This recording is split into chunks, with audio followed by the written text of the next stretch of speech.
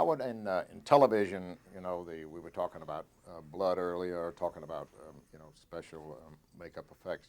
How did you create blood? Let's talk about chocolate syrup. Well, chocolate syrup in the beginning was probably the closest thing for black and white that looked like blood. It photographed like blood, and that was all you needed. When we got into film, then we really had to film into color film is what I meant to say.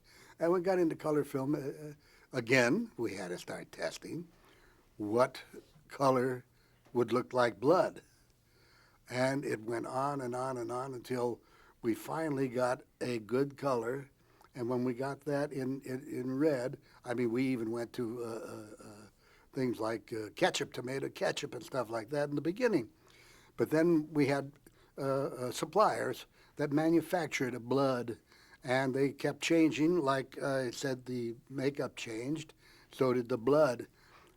Today, they have blood that is so real looking that it actually coagulates like blood. So we've come a long way with the blood situation to make it look absolutely natural, the same as the rest of the makeup.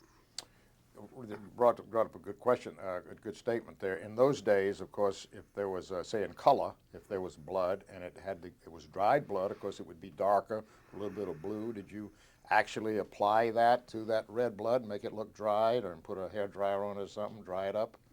Whatever was required, we had to duplicate. When I say duplicate, if it was a scene where it was dried blood, we dried it no matter what we did. If we had to use a hair dryer on it, or if we had to mix something with it to dry an agent, whatever we did, we had to give them what the script called for. And thank God we've been able to do that down through the years. Mm-hmm. And you've mentioned, of course, today, we don't want to talk about it today real quick, they have now solved that problem because they actually make blood that will coagulate just like dried blood, just like older blood. In those days, chocolate syrup, we've talked about that. Were there any other items in those pioneering days that you were creating that you use, like any household items or any other kind of various things you might be using to create an effect? Oh, We didn't have prosthetics. Actually, we used anything, whether it was household, whether it was in the garage, whatever we needed to work out the effects that we had to duplicate. There was no right way or wrong way. It was by guess and by God. You had to go get it done. For instance, in the early days of aging, we used to use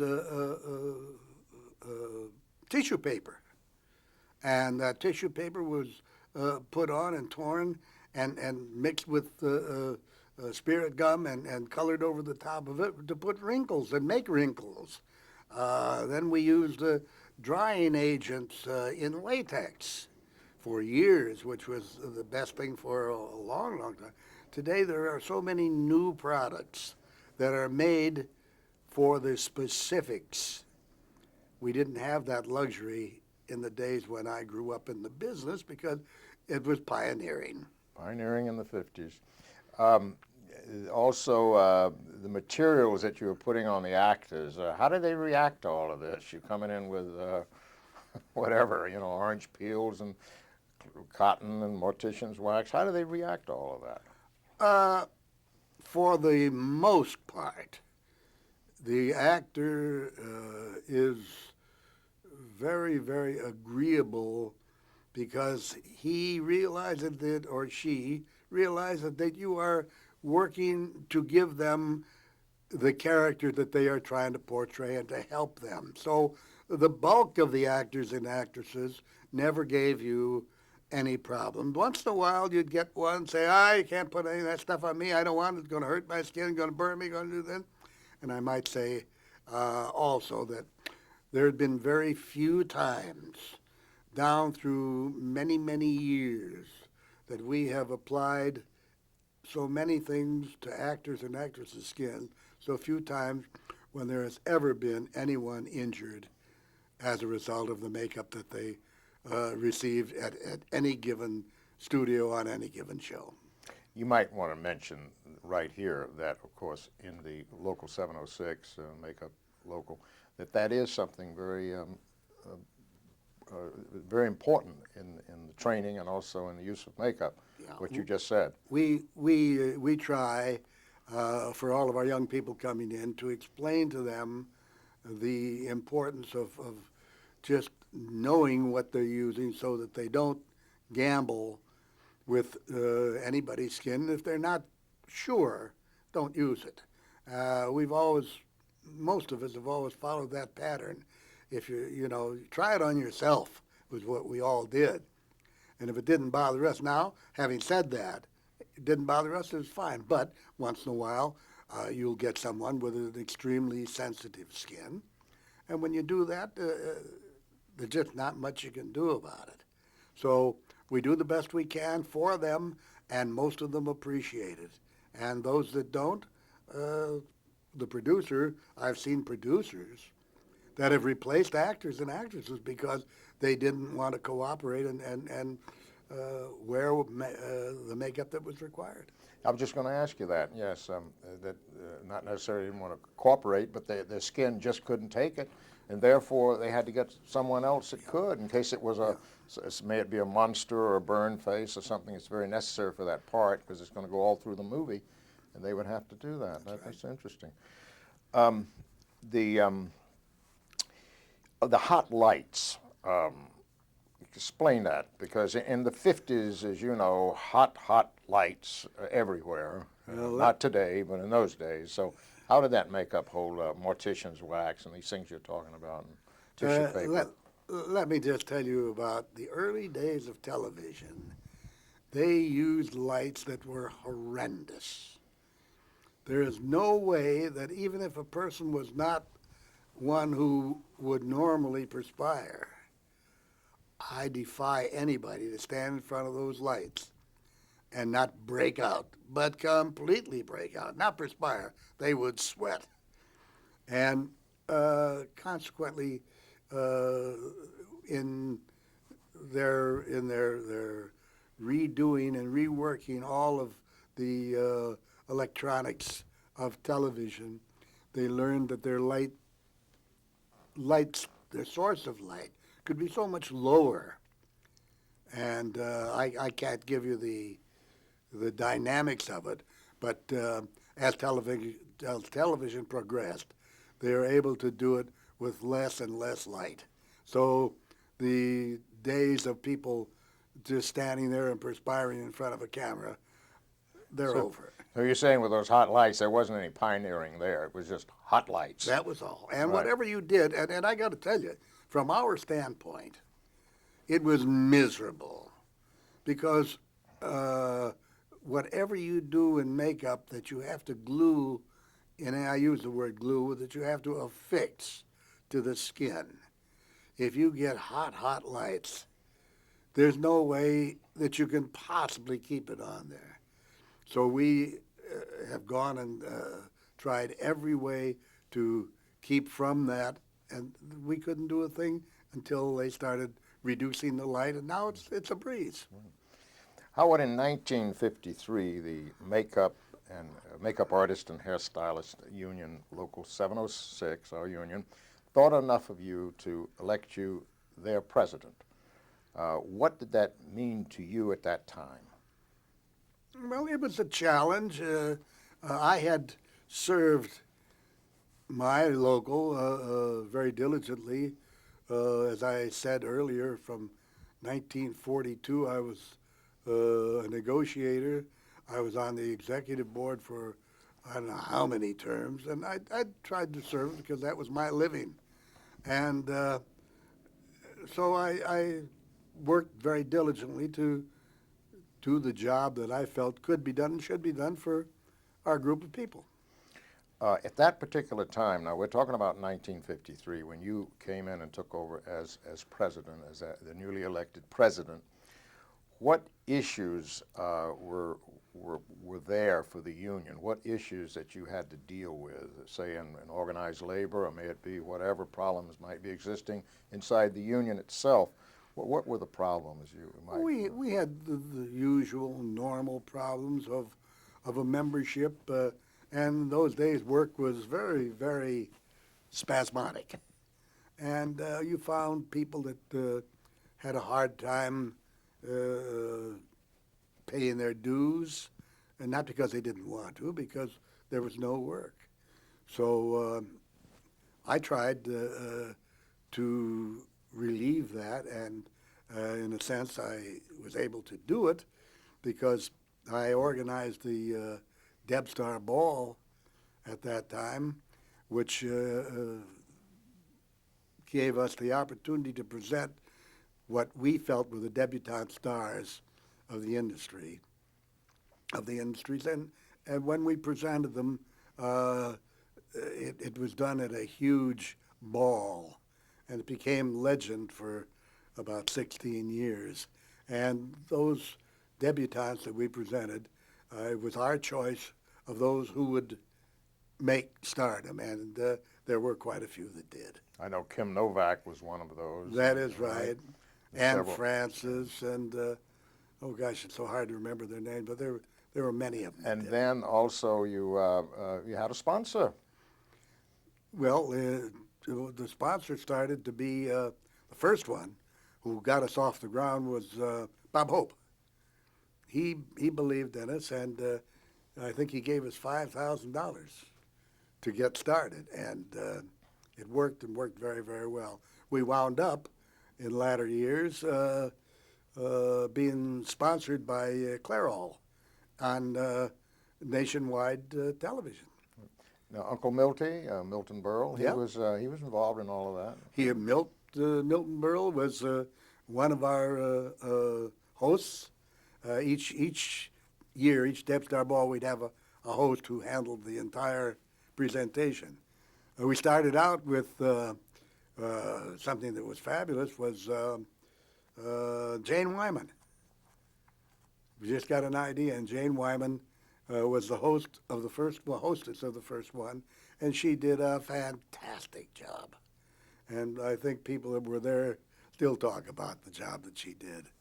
So that started in the early 50s, and that went right on into the 60s. That's right. Right, and the studios would recommend or whatever, That's pick right. out people they felt would make stardom, We- young actresses. We had about 10 major studios, and we took about one from each major studio and one from two independents, so to speak, and we would present them as our debutante stars, and it worked very, very well. It was about a dozen of them each year. So you went, about 16 years, and it stopped. Why did it That's right. stop, Howard? Well, it just, it was, we had, in the early days when I spoke of in '53, we had 10 major studios. All of a sudden, we're down to what, 4 major studios?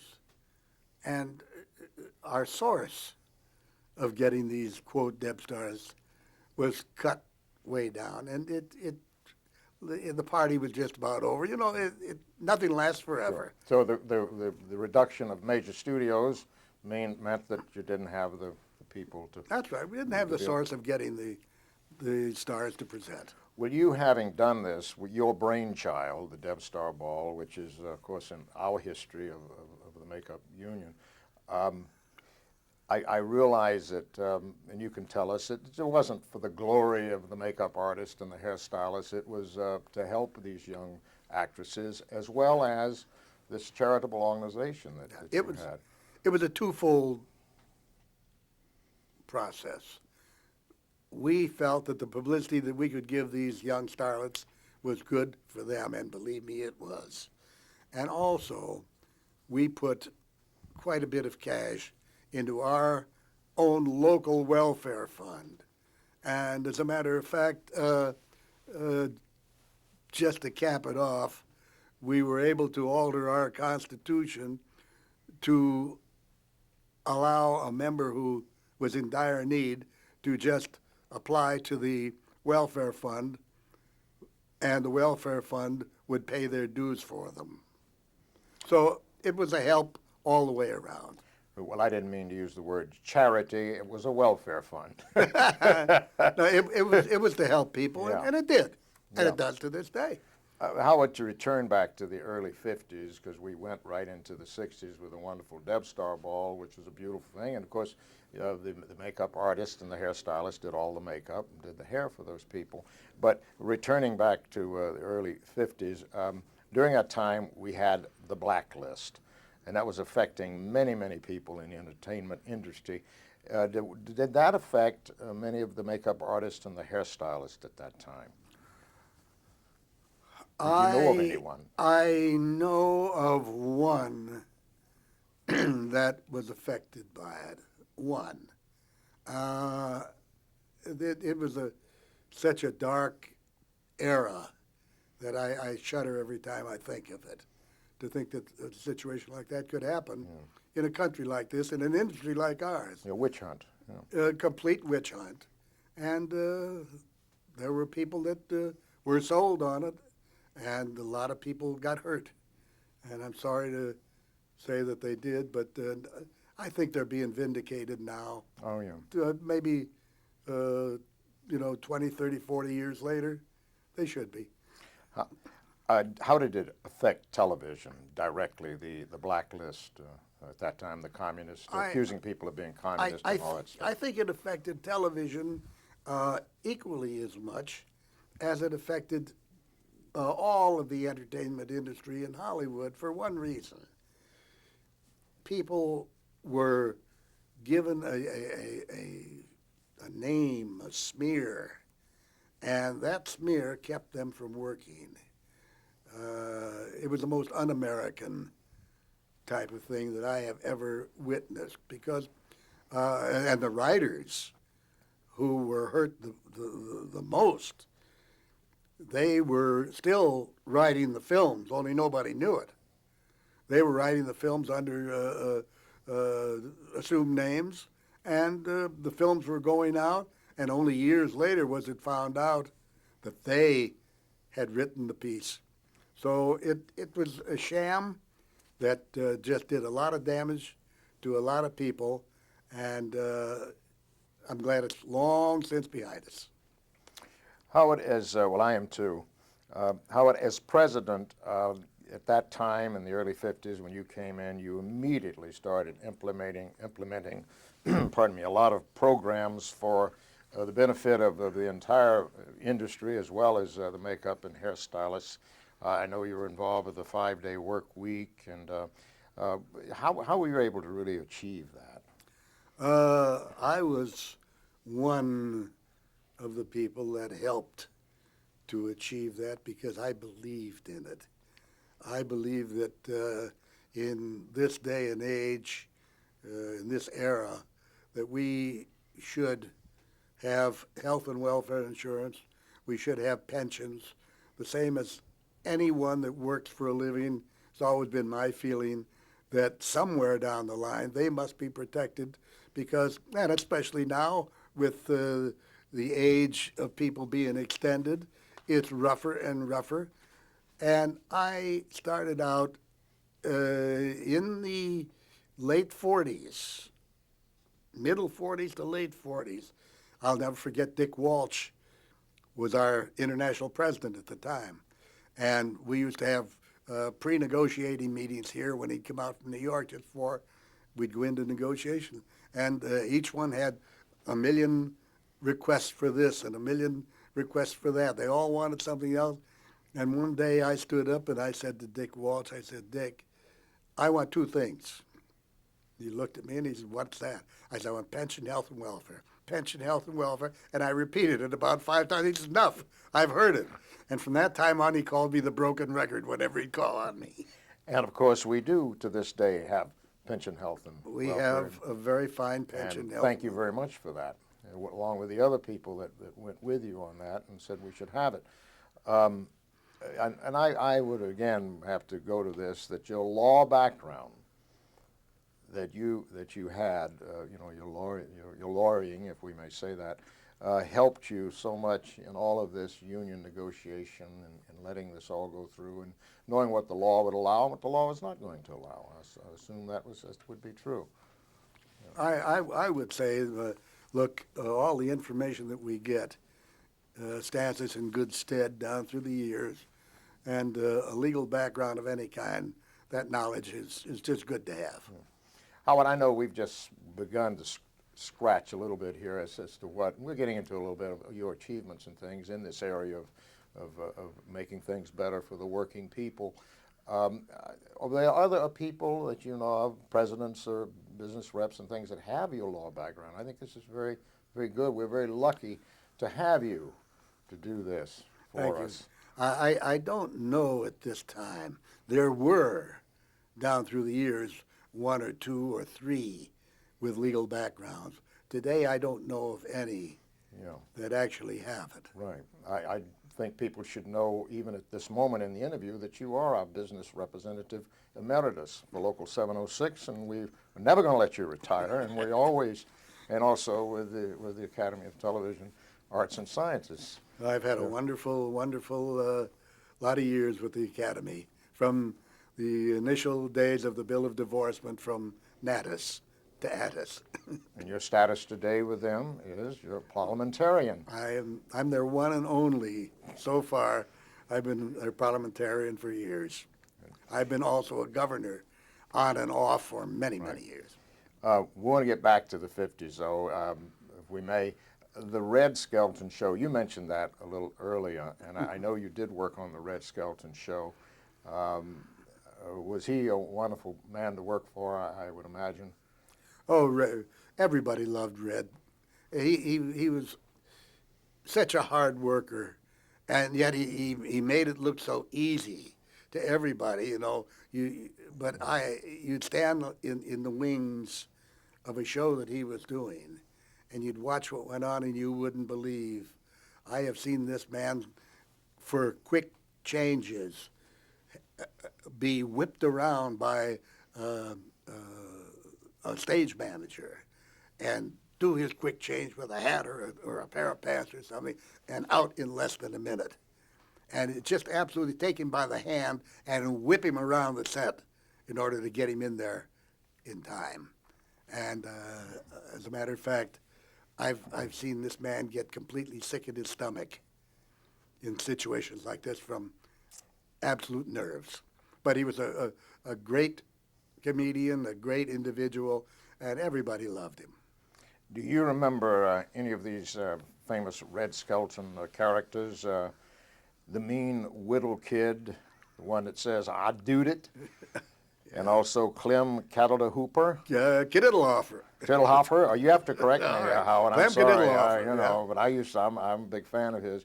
Sheriff Deadeye, Boxy Cauliflower, McPug, Willie Lump the Drunk, San Fernando Red, the Con Man, Boulevard Shanasty, and Freddie the Freeloader, a hobo who never spoke. I guess those bring back wonderful memories to you. They sure do. They were a lot of fun. They were interesting to work on because there was always something going on, and you never knew what was going to happen next on a Red Skelton show. Tell me about some of those, getting those pieces and getting those costumes on him, because makeup, of course, is wigs, makeup, costume. We want to speak of makeup as a total thing, and you were involved in all of that. Were any memorable makeup mishaps with Red Skelton? Well, let me put it this way. Have you ever tried to put a beard on in less than a minute? All I can say is that I've seen Red miss some of the things. He just didn't go quite complete it, and he'd use it to his advantage in front of the camera. So he was that astute as a comedian that nothing ever went bad. It may have looked bad to somebody else, he'd make capital of it. So what you're saying is he used it. As the genius that he was. He made it part of the show. If he didn't get all of his makeup on, if you didn't finish getting this or that, he could just, the costume, whatever, he'd just use it. Precisely. That's real brilliance. And I'm going to have to look at those again now. And, I used to think I was part of the act. Yeah. Now, When you were working on the Red Skelton show, were you under contract to another studio or working on other shows or anything? Or what, what's the contractual thing for makeup artist and hairstylist? Well, I guess most people have a misconception. Most, about 98% of us are uh, uh, uh, freelancers. We don't work for anyone. We may work for a studio on a show. We work for an independent producer on a show. You may work for a star uh, and stay with that star whenever that star works. They demand you. But it's not a solid situation. Uh, the only people that have ever been under contract, to my knowledge, to a studio have been the department heads. They are hired to handle and the department head and hire the makeup artist and hairstylist underneath them. So they're the only ones that are under contract. None of the rest of us. You're not even under contract for a feature. If you start a feature and they're not happy, a week, 2 weeks, 4 weeks, 8 weeks down the line, they say goodbye, and they replace you with somebody else. So all I can say is you're not tied to any one studio. Out of loyalty sometimes, you may stay at a studio for years, but it's not under contract. So if there's a department head at that particular studio, he would be the department head, and then he would assign you to a show. That's right. And then also, if there's no department head, as we do it today, I don't want to jump ahead, and then department head, you do take that title for the duration of that particular show, because there's no department head at that studio, let's say. Well, we took care of that contractually, in that the first makeup artist and the first hairstylist that is hired on a show, they must act as the department head, because there's no more hierarchy in a major studio anymore. So you are the department head. You then hire your own people, as the department head would have done in a studio. You hire under you then. Right, but in this day and time, in the 50s, we were moving toward that because they still had the studio department heads. Right. So on the Red Skelton show, that was an assignee for you to do that. Howard, we're going to stop for right now, and we're going to be right back, sir.